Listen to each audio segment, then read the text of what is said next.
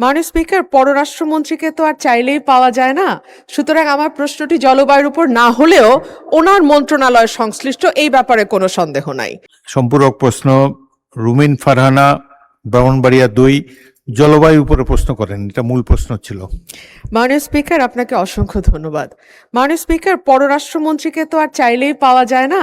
সুতরাং আমার প্রশ্নটি জলবায়ুর উপর না হলেও ওনার মন্ত্রণালয় সংশ্লিষ্ট, এই ব্যাপারে কোনো সন্দেহ নাই।